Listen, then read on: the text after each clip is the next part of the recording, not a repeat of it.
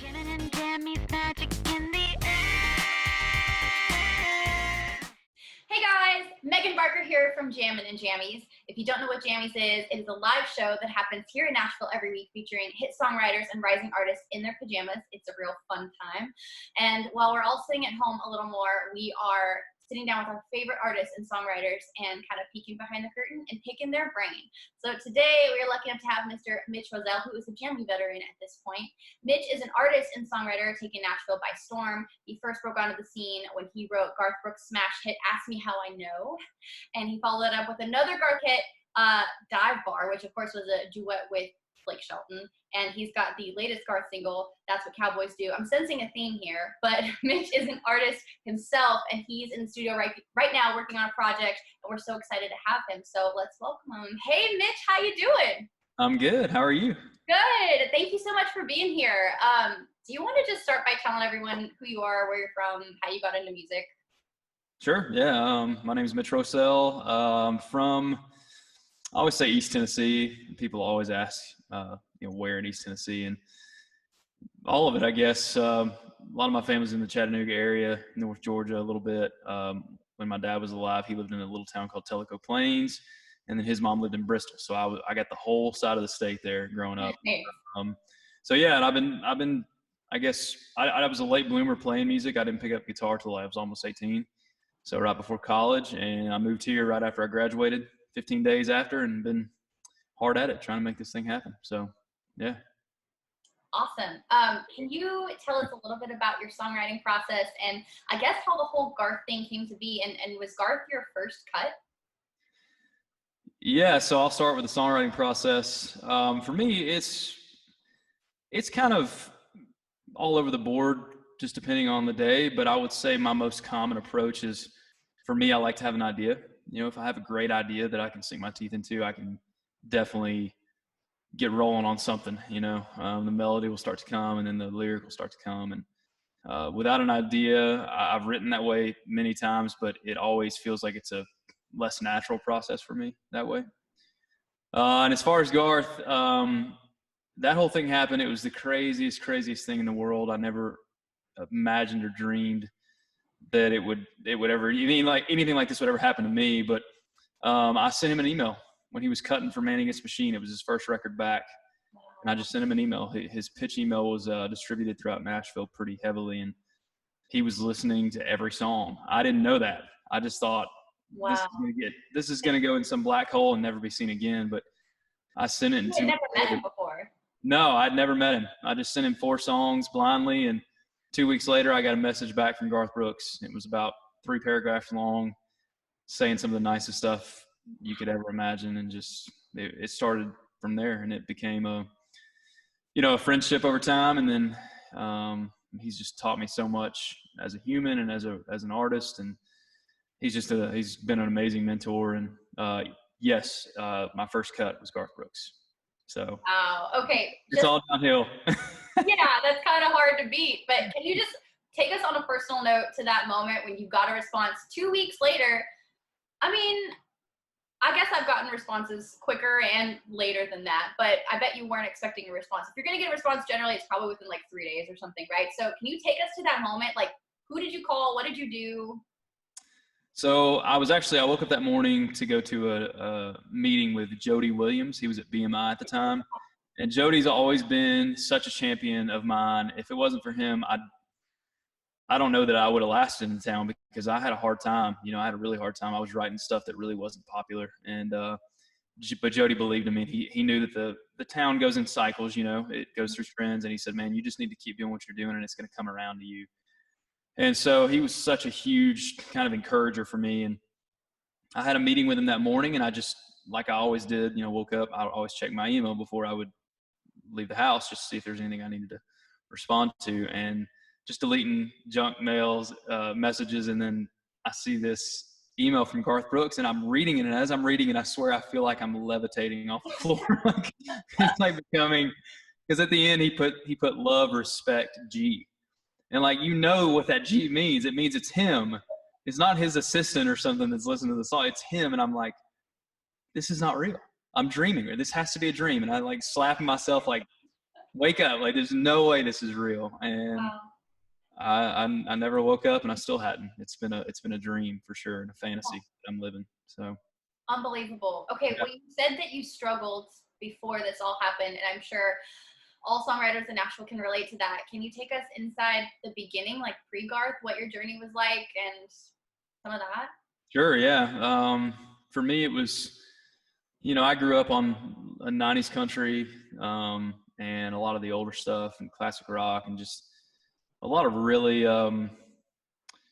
just lyric heavy stories, hooks, great melodies.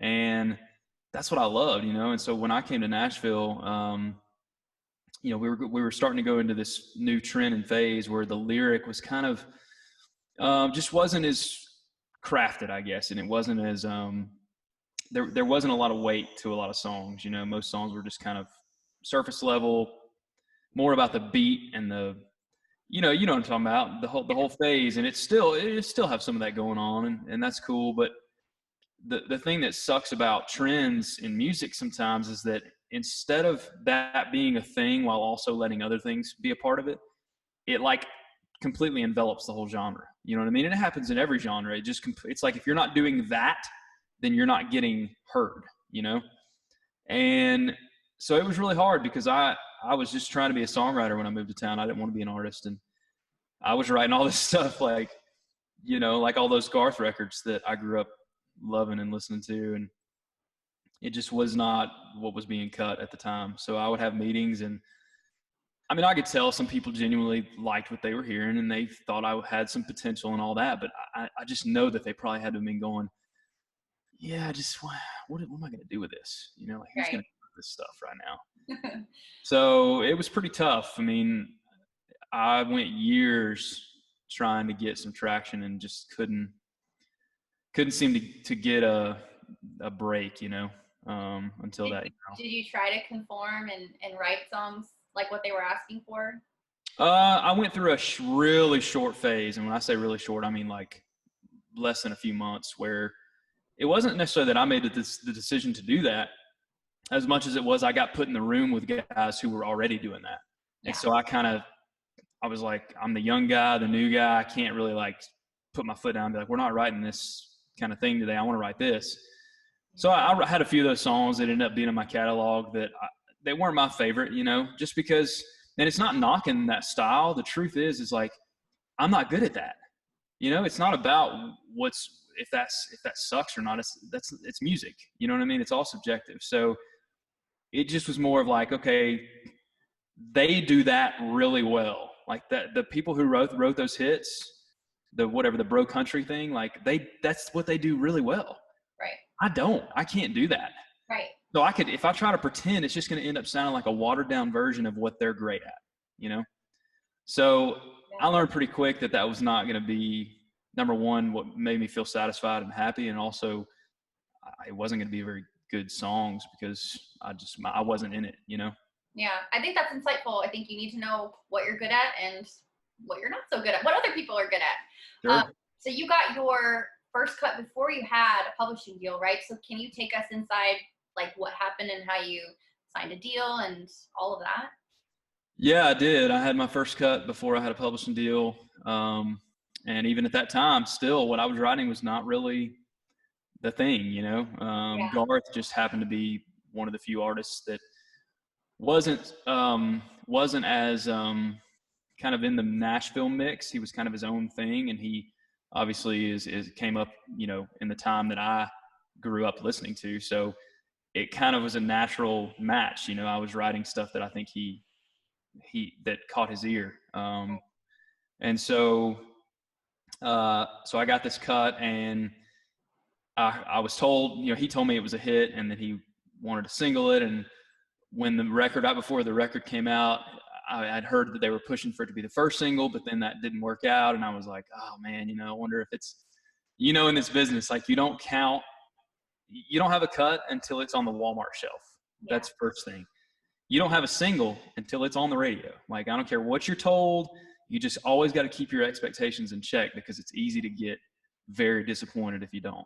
Yeah. Well, I was kind of like trying to almost under expectation, like be like, oh, it's not going to be a single day, it's not going to be, so that way I wouldn't be devastated, if it wasn't. But then second single, here he came with it, and it started climbing the charts slowly but surely, and it just started researching better and better. And, you could feel it bubbling, and then it started getting up there in like the top 20, and then it really started catching some steam. And, and when it got to the top 10, it just was taking off. And it was around that time that I had met my now publisher, and I had been meeting with a lot of publishers. And for me, I was really wanting to find something that was bigger than just that one song and the reason they wanted me.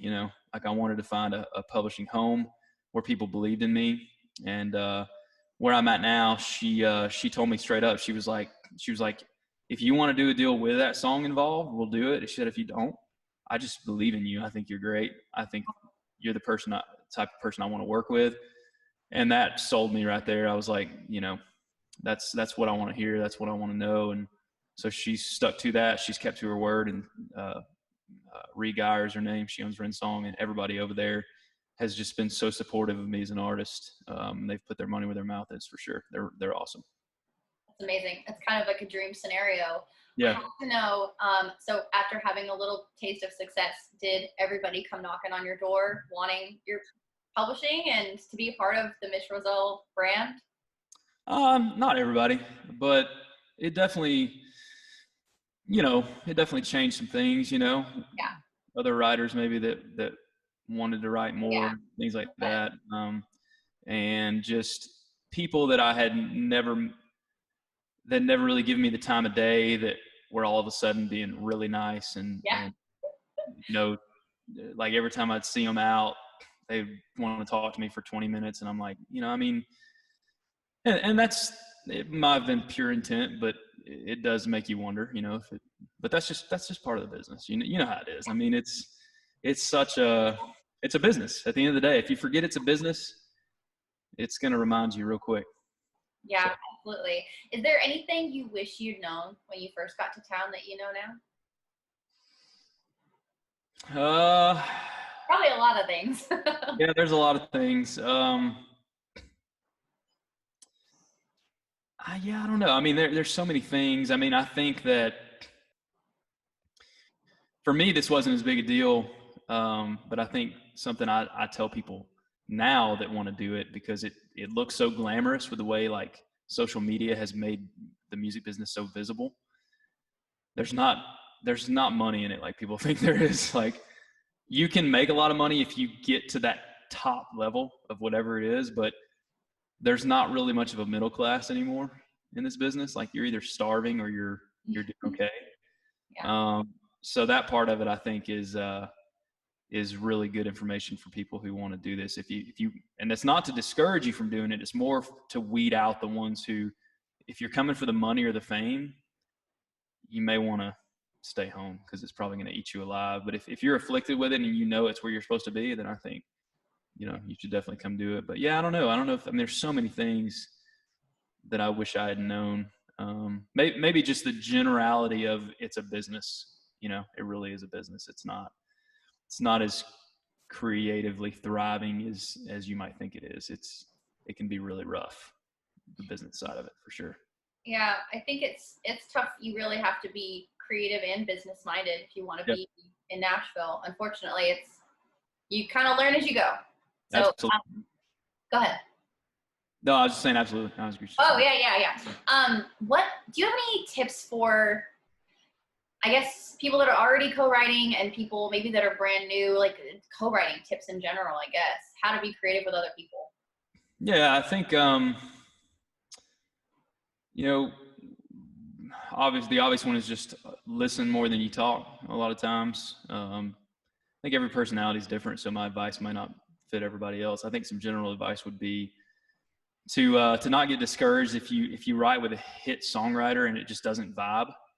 It doesn't mean that there's something wrong with you or that you're not good or whatever. It's weird. I mean, I've got guys that I've written with guys who are my buddies, and they've written, 10 number ones. And for whatever reason, we just don't vibe.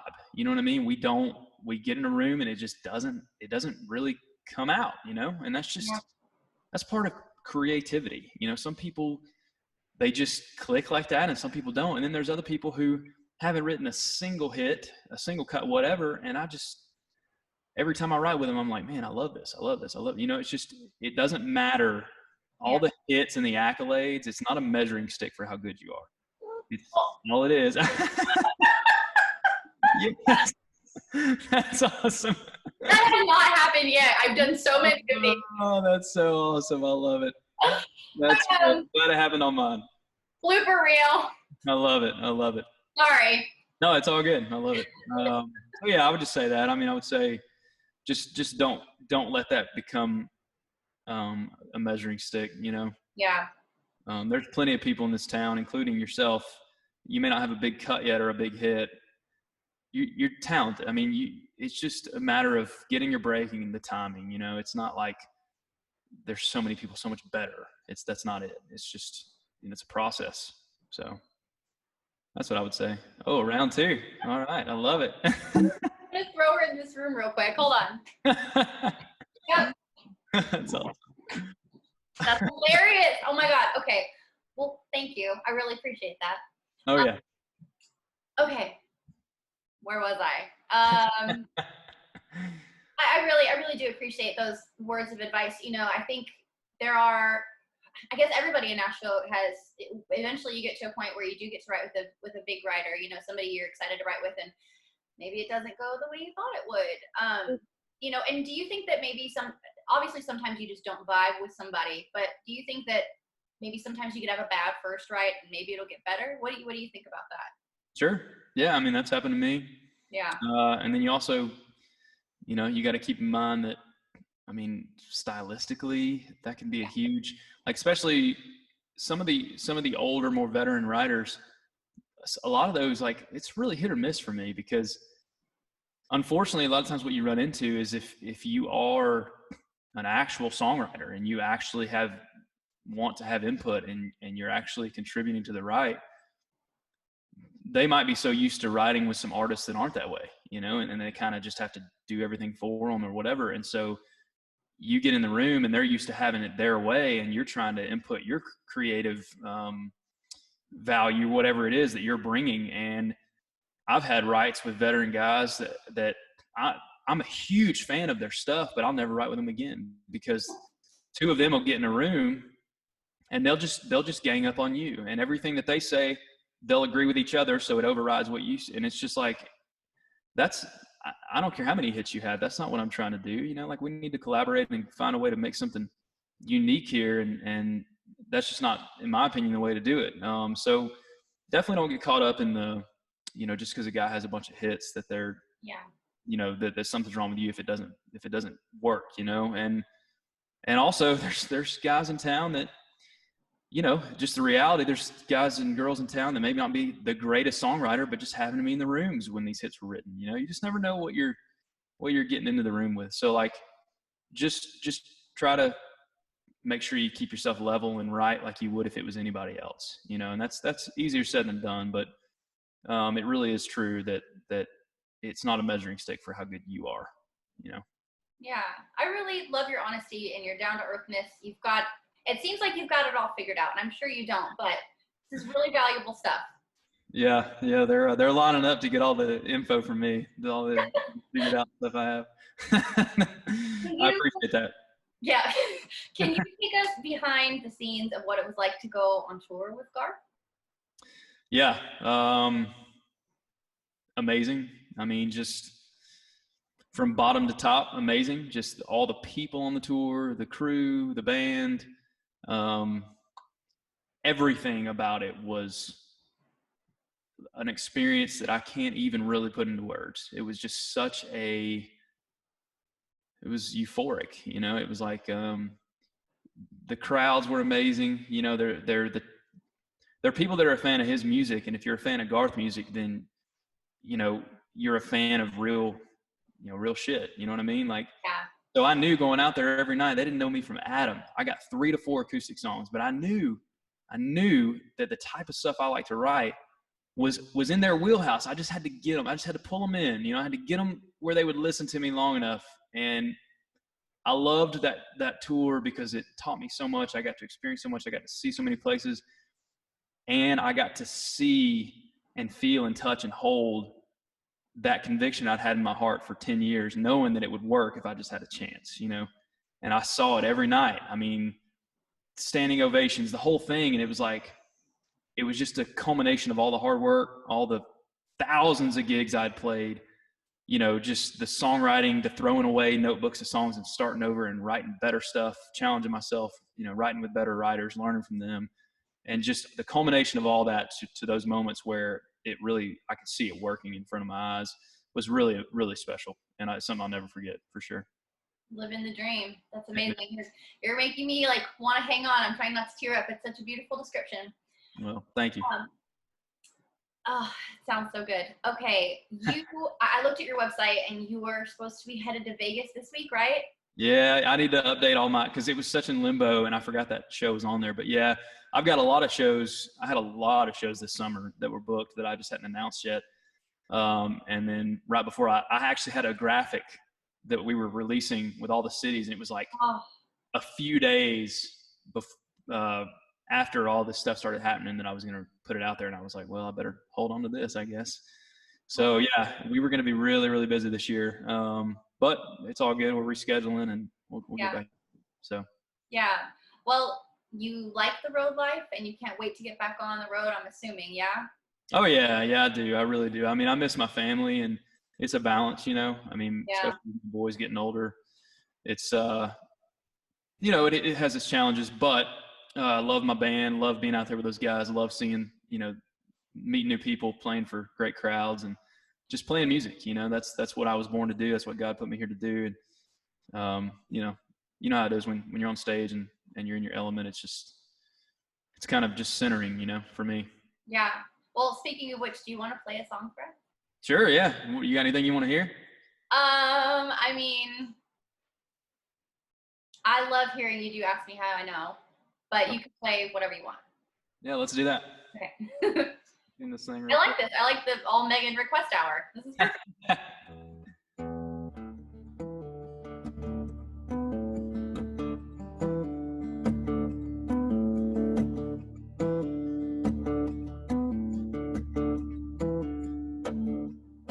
You're stubborn as they come. You'll never settle down. You'll always be the one who doesn't stick around. You make all the rules. You're set in your ways. You gotta have your freedom and you gotta have your space. But one day you'll meet the girl you swore you'd never find. Start feeling things you never felt and spending all your time trying to figure out how she got this hold on you. And when you start to fall, you hold on to your pride. Start building up your walls and never let her get inside. And you'll push her away, 'cause that's all you know how to do. And then she'll leave and you won't beg her not to go. Ask me how I know.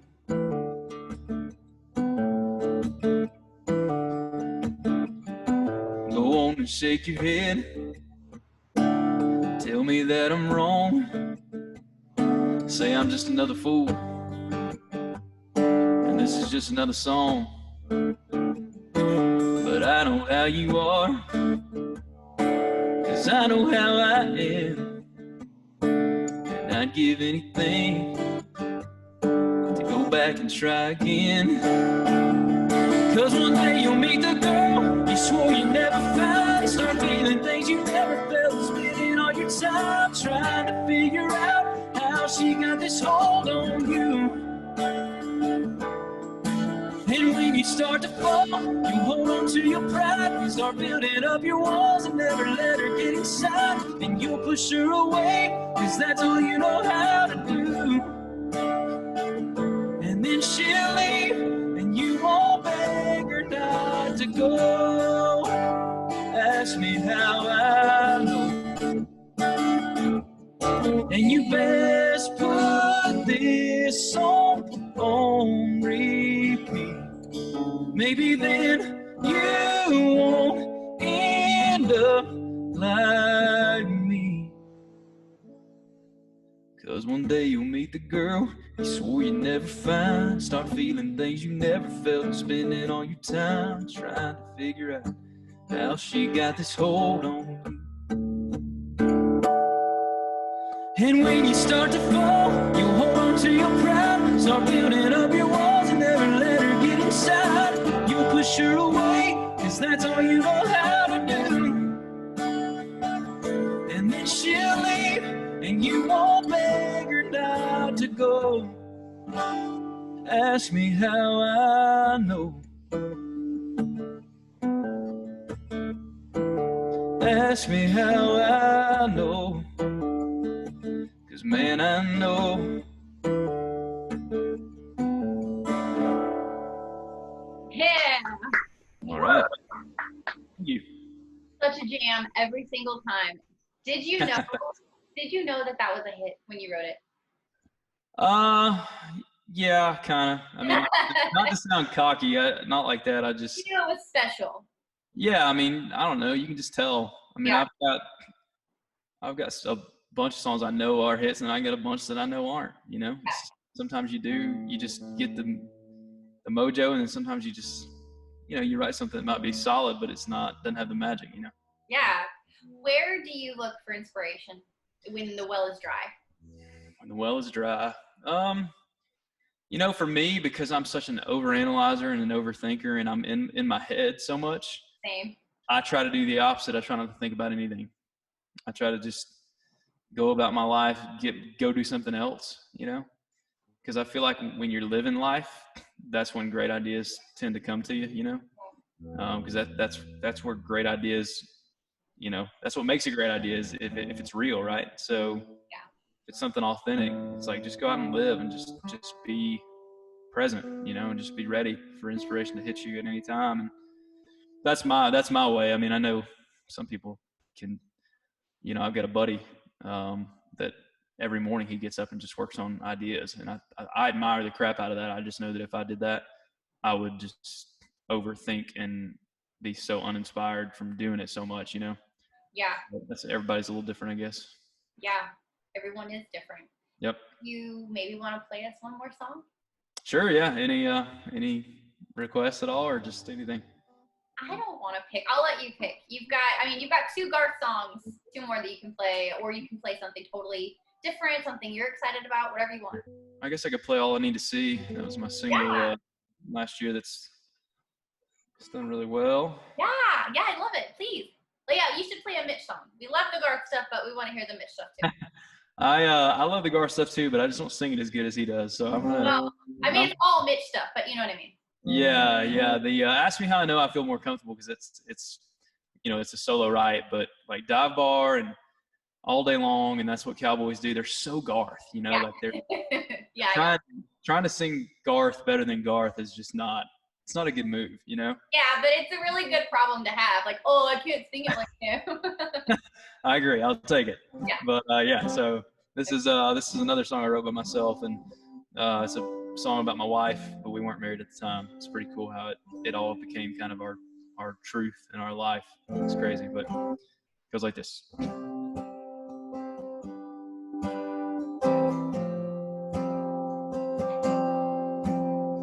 Well, I've never seen Venice or slow danced under Paris lights. Never stood by the pyramids or hiked up the Great Divide. Well, I've never been to Times Square to celebrate the new year, and I've never seen Willie Nelson live. And if I never get to, that's alright. 'Cause I've seen you with your hair down and your bare feet, dancing around the living room, spilling wine on your dress. And I've seen you on a bench seat in a tank top and your blue jeans, getting your lipstick on my neck. So if all I do is live in this small town with you and never leave, I've seen all I need to see.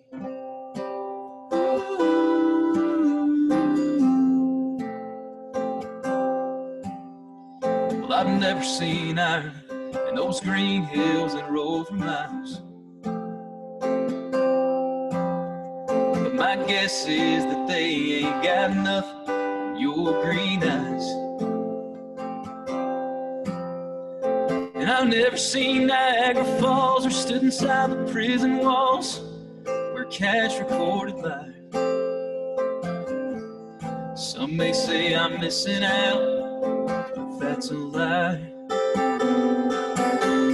'Cause I've seen you when your song's on and you're singing words that are all wrong, and you swear to me that that's how it goes. And I've seen you when tears fall, 'cause the episode that you just saw felt like more than just a show. So if all I do is live in this small town with you and never leave, I've seen all I need to see.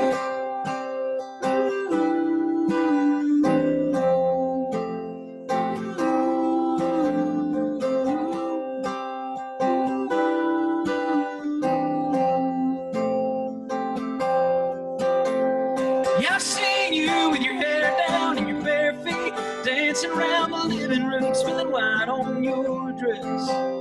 And I've seen you on a bench seat in a tank top and your blue jeans, getting your lipstick on my neck. So if all I do is live in this small town with you and never leave, yeah, that'd be fine with me, 'cause I've seen all I need to see.